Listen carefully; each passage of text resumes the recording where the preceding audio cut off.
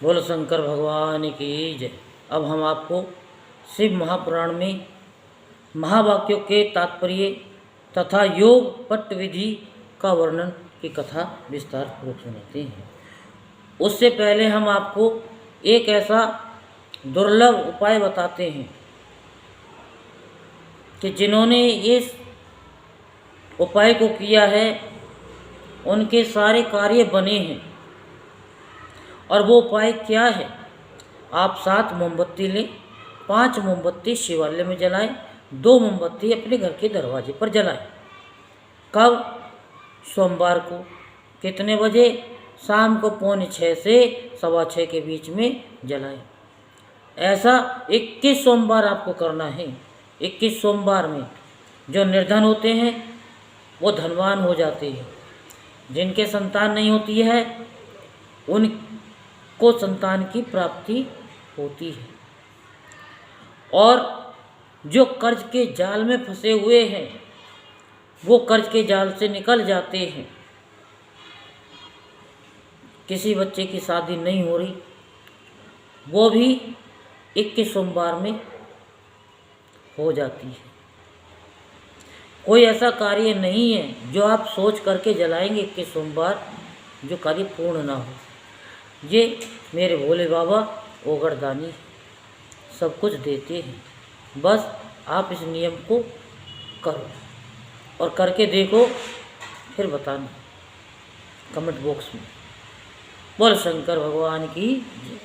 अब शिव महापुराण में सुब्रह्मण्य बोले, अब महावाक्यों को कहता हूँ, पर ज्ञानम ब्रह्म, ब्रह्म उत्कृष्ट ज्ञान स्वरूप अथवा चैतन्य रूप है। अहम ब्रह्मास्मि, वह ब्रह्म में ही हूँ। त्वमसि, वह ब्रह्म तू है। ये आत्मा ब्रह्म है। ये सब ईश्वर से व्यापक है। मैं प्राण हूँ, प्रज्ञान स्वरूप हूँ। जो पर ब्रह्म यहाँ है वही वहाँ परलोक में भी है। जो वहाँ है वही यहाँ इस लोक में भी है। वह ब्रह्म विदित ज्ञात वस्तुओं से भिन्न है और अविदित अज्ञात से भी ऊपर है। वह तुम्हारा आत्मा अंतर्यामी अमृत है।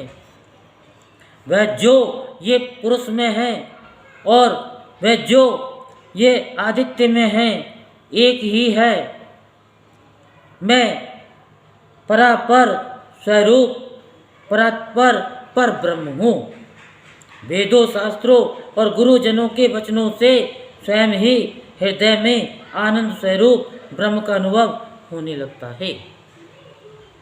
जो संपूर्ण भूतों में स्थित है वही ब्रह्म मैं हूँ, इसमें संशय नहीं है।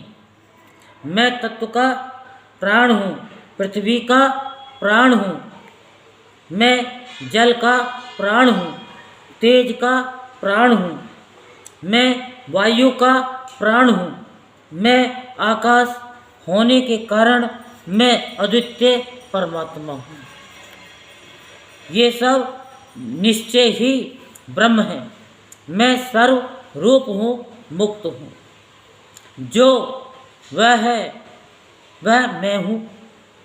मैं वह हूँ और वह मैं ही हूँ। इस प्रकार सर्वस्व चिंतन करें। अब इन महावाक्यों का भावार्थ कहते हैं। प्रज्ञानम ब्रह्म का वाक्यार्थ पहले ही समझाया जा चुका है। अब अहम ब्रह्मास्मि का अर्थ बताया जाता है। शक्ति स्वरूप अथवा शक्ति युक्त परमेश्वर ही अहम पद के अर्थभूत है। आकार तथा वर्णों का अग्रगण्य परम प्रकाश शिव रूप है। आकार के व्योम स्वरूप होने के कारण उसका शक्ति रूप से वर्णन किया गया है। शिव और शक्ति के संयोग से सदा आनंद उदित होता है। मकार उसे आनंद का बोधक है। ब्रह्म शब्द से शिव शक्ति के सर्वरूपता स्पष्ट ही सूचित होती है। पहले ही इस बात का उपदेश किया गया है कि वह शक्तिमान परमेश्वर मैं हूँ। ऐसी भावना करनी चाहिए। अब तत्वमसि का अर्थ कहते हैं। इस वाक्य में तत्पद का वही अर्थ है जो सोहम में से पद का अर्थ बताया गया है, अर्थात तत्पद सकारात्मक परमेश्वर का ही वाचक है। अन्यथा सोहम इस वाक्य में विपरीत अर्थ की भावना हो सकती है, क्योंकि अहम पद पुल्लिंग है, अतः सह के साथ उसका अन्वय हो जाएगा, परंतु ततः पद नपुंसक है और त्वम पुल्लिंग, अतः परस्पर विरोधी लिंग होने के कारण उन दोनों में अन्वय नहीं हो सकता। जब दोनों का अर्थ शक्तिमान परमेश्वर होगा तब अर्थ में समान लिंगता होने से अन्वय में अनुपपत्ति नहीं होगी। यदि ऐसा न माना जाए तो स्त्री पुरुष रूप जगत का कारण भी किसी और ही प्रकार का होगा। इसलिए स्वास्मी का सह और तत्वमसि का ततः ये दोनों समानार्थ है। इन महावाक्यों के उपदेश से एक ही अर्थ की भावना का विधान है। अब अयात्मा ब्रह्म का अर्थ बताया जाता है। इस वाक्य में अयम और आत्मा ये दोनों पद पुल्लिंग रूप हैं, अतः यहाँ अन्वय में बाधा नहीं है। अयम शक्तिमान परमेश्वर रूप आत्मा ब्रह्म है, यह इस वाक्य का तात्पर्य है। अब परमेश्वर से रक्षणीय होने के कारण ये संपूर्ण जगत उनसे व्यापक है। अब इन वाक्यों के अर्थ पर विचार किया जाता है। मैं प्रज्ञान स्वरूप प्राण हूँ। यहाँ प्राण शब्द परमेश्वर का ही वाचक है। जो यहाँ है वह वहाँ है, ऐसा चिंतन करें।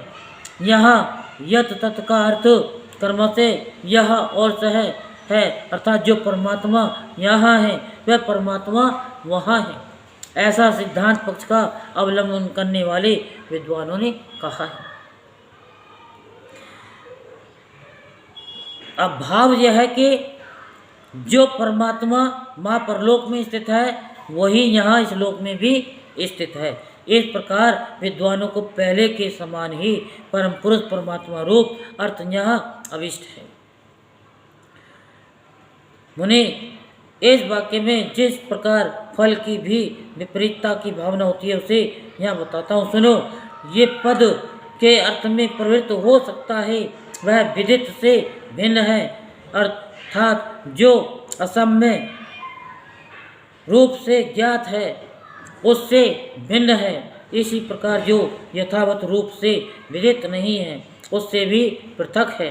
इस कथन से यह निश्चित होता है कि मुक्ति रूप फल की सिद्धि के लिए कोई और ही तत्व है जो विदित से पर है, परंतु जो आत्मा है वह सर्व रूप है, वह किसी से अन्य नहीं हो सकता। अतः परमात्मा आत्मा या ब्रह्म आदि पद पूर्व शक्तिमान परमेश्वर शिव के ही बोधक हैं, ये मानना चाहिए। अब आत्मा यशाचयम पुरुषे, इन दोनों वाक्यों के अर्थ पर विचार किया जाता है। ये तुम्हारा अंतर्यामी आत्मा है जो स्वयं ही अमृत स्वरूप शिव है। ये भी पुरुष में शंभु है, वही सूर्य में भी स्थित है। इन दोनों में दोनों भेद नहीं है। जो पुरुष में है वही आदित्य में है। इन दोनों में पृथकता नहीं है, वह तत्व एक ही है। उसी को सर्वरूप कहा गया है। पुरुष और आदित्य इन दो उपाधियों से युक्त जो अर्थ किया जाता है वह औपचारिक है। उन शंभुनाथ को सब श्रुतियाँ हिरण्य में बताती हैं। इसमें जो बाहु शब्द है वह सब अंगों का उपलक्षण है, अन्यथा उसे हिरण्यपति कहना किसी भी यत्न से संभव नहीं होता है।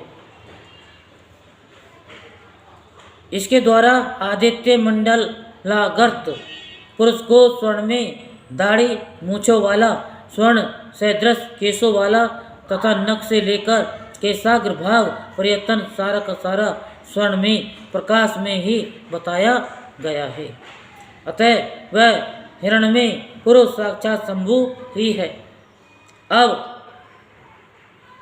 इस वाक्य का तात्पर्य बताता हूँ, सुनो। अहम पद के अर्थात भूत सतात्मा शिव ही बताए गए हैं। वे ही शिव मैं हूँ, ऐसी वाक्यार्थ योजना अवश्य होती है। उन्हीं को सबसे उत्कृष्ट और सर्वस्वरूप पर ब्रह्म कहा गया है। उसके 3 भेद हैं, पर, अपर तथा परात्पर। रुद्र, ब्रह्मा और विष्णु ये 3 देवता श्रुति ने ही बताए हैं। यही क्रमशः पर, अपर तथा परात्पर रूप हैं। इन तीनों से भी जो श्रेष्ठ देवता है वे शंभु पर ब्रह्म शब्द से कहे गए हैं।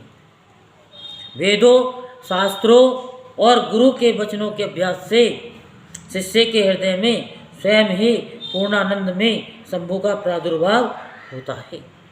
संपूर्ण भूतों के हृदय में विराजमान शंभु ब्रह्म रूप ही है। वही मैं हूँ, इसमें संशय नहीं है। मैं शिव ही संपूर्ण तत्व समुदाय का प्राण हूँ। ऐसा कहकर स्कंद जी भी फिर कहते हैं कि मुने, मैं शिव आत्म तत्व, विद्या तत्व, शिव तत्व इन तीनों का प्राण हूँ। पृथ्वी आदि का भी प्राण हूँ। पृथ्वी आदि के गुणों तक का ग्रहण होने से ये समझ लो कि यहाँ सारे आत्म तत्व गृहित हो गए। फिर सबका ग्रहण विद्या तत्व और शिव तत्व का भी ग्रहण कराता है। इन सब तत्वों का मैं प्राण हूँ, मैं सर्व हूँ, सर्वात्मक हूँ। शिव का भी अंतर्यामी होने से उसका भी जीव आत्मा हूँ। जो भूत, वर्तमान और भविष्य काल है वह सब मेरा स्वरूप होने के कारण मैं ही हूँ। सर्वोम वे रुद्रे, सब कुछ रुद्र ही है। ये श्रुति साक्षात शिव के मुख से प्रकट हुई है। अतः शिव ही सर्वरूप है, क्योंकि उन्हीं का इन समस्त उत्कृष्ट गुणों से नित्य संबंध है। अपने और पराई के भेद से रहित होने के कारण मैं ही अद्वितीय आत्मा हूँ। सर्व खलविदम ब्रह्म, इस वाक्य का अर्थ मैं पहले ही बता चुका हूँ आप लोगों को, समझ गए ना। मैं भाव रूप होने के कारण पूर्ण हूँ। नित्य मुक्त भी मैं ही हूँ। पशु जीव मेरी कृपा से मुक्त होकर मेरे स्वरूप को प्राप्त होते हैं। जो सर्वात्मक शंभु हैं वही मैं हूँ। मैं हंस रूप तथा शिव रूप हूँ। वामदेव, इस प्रकार संपूर्ण वाक्यों के अर्थ भगवान शिव ही बताए गए हैं। ईशावास्यो उपनिषद की श्रुति के 2 वाक्यों द्वारा प्रतिपादित अर्थ साक्षात शिव की एकता का ज्ञान प्रदान करने वाला होता है। गुरु को चाहिए कि शिष्य को इसका आदरपूर्वक उपदेश करे। गुरु को उचित है कि वे आधार सहित शंख को लेकर अस्त्र मंत्र पट से तथा भस्म द्वारा उसकी शुद्धि करके उसे अपने सामने पूजित हुए चौकोर मंडल में स्थापित करे। फिर ओंकार का उच्चारण करके गंध आदि के द्वारा उस शंख की पूजा करे। उसमें वस्त्र लपेट दे और सुगंधित जल भरकर प्रणव का उच्चारण करते हुए उसका पूजन करे। तत्पश्चात 7 बार प्रणव के द्वारा फिर उस शंख को अभिमंत्रित करके शिष्य से कहे कि हे शिष्य, जो थोड़ा सा भी अंतर करता है, भेदभाव रखता है, वह भय का भागी होता है। ये श्रुति का सिद्धांत बताया गया है। इसलिए तुम अपने चित्त को स्थिर करके निर्भय हो जाओ।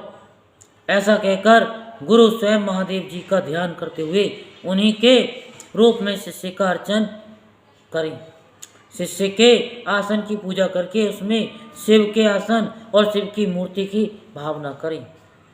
फिर सिर से पैर तक सद्योजात आदि 5 मंत्रों का न्यास करके मस्तक, मुख और कलाओं के भेद से प्रणव के कलाओं का में न्यास करें। शिष्य के शरीर में 38 मंत्र रूपा प्रण की कलाओं का न्यास करके उसके मस्तक पर शिव का आवाहन करे। तत्पश्चात स्थापनी आदि मुद्राओं का प्रदर्शन करें। फिर सर्वज्ञादि मंत्र से क्रमशः अगन्यास करके आसन पूर्वक 16 उपचारों की कल्पना करें। खीर का नैवेद्य अर्पण करके ओम स्वाहा का उच्चारण करे। कुल्ला और आचमन कराए। अर्घ आदि देकर क्रमशः धूप दीपादि समर्पित करे। शिव के 8 नामों से पूजन करके वेदों के पारंगत ब्राह्मणों के साथ इत्यादि ब्रह्मानंद वल्ली के मंत्रों को तथा भृगुवे वारुणी इत्यादि भृगुवल्ली के मंत्रों को पढ़े। तत्पश्चात यो देवानां प्रथम पुरस्तात् से लेकर तस्य प्रकृतिली नश्ये या परे स महेश्वरे तक महानारायणों उपनिषद के मंत्रों का पाठ करे। इसके बाद शिष्य के सामने कलहार आदि की बनी हुई माला लेकर खड़े हो गुरु शिव निर्मित 85 शास्त्र के सिद्ध स्कंद का धीरे धीरे जप करे। अनुकूल चित्त से ख्याति पुनः इस मंत्र का जप करके गुरु उस माला को शिष्य के कंठ में पहना दे। तदंतर ललाट में तिलक लगाकर संप्रदाय के अनुसार उसके सर्वांग में विधिवत चंदन का लेप कराए। तत्पश्चात गुरु प्रसन्नता पूर्वक सिरे पाद युक्त नाम देकर शिष्य को छत्र और चरण यानी चरण पादुका का अर्पित करे। उसे व्याख्यान देने तथा आवश्यक कर्म करने के लिए गुरुवासन ग्रहण करने का तथा दुर्वासन का अधिकार दे। फिर गुरु अपने उस शिव रूपी शिष्य पर अनुग्रह करके कहे, तुम सदा समाधिस्थ रहकर मैं शिव हूँ, इस प्रकार की भावना करते रहो। यूँ कहकर वह स्वयं शिष्य को नमस्कार करे। फिर संप्रदाय की मर्यादा के अनुसार दूसरे लोग भी उसे नमस्कार करें। उस समय शिष्य उठकर गुरु को नमस्कार करे, अपने गुरु को और उनके शिष्य को भी मस्तक झुकाए। इस प्रकार नमस्कार करके सुशील शिष्य जब मौन और विनीत भाव से गुरु के समीप खड़ा हो तब गुरु स्वयं उसे इस प्रकार का उपदेश दे, बेटा आज से तुम समस्त लोगों पर अनुग्रह करते रहो। यदि कोई शिष्य होने के लिए आए तो पहले 1 वर्ष तक उसकी परीक्षा कर लो, फिर शास्त्र विधि के अनुसार उसे शिष्य बनाओ। राग आदि दोषों का त्याग करके निरंतर शिव का चिंतन करते रहो। श्रेष्ठ संप्रदाय के सिद्ध पुरुषों का संग करो, दूसरों का नहीं। प्राणों पर संकट आ जाए तो भी शिव का पूजन किए बिना कभी भोजन न करो। गुरु भक्ति का आश्रय ले सुखी रहो। इस उपदिष्ट क्रम से दयालु ज्ञान सागर श्रेष्ठ गुरु प्रसन्न चित्त से शिष्य को अपने समान बना दे। मुनीश्वर वामदेव तुम्हारे स्नेहवश अत्यंत गोपनीय होने पर भी मैंने ये योग पट्ट का प्रकार तुम्हें बताया है। ऐसा कहकर स्कंद ने यतियों पर कृपा करके उनसे सन्यासियों के छोर और स्नान विधि का वर्णन किया। बोल शंकर भगवान की जय। हर हर महादेव, हर हर महादेव, हर हर महादेव, हर हर महादेव, हर हर महादेव, हर हर महादेव।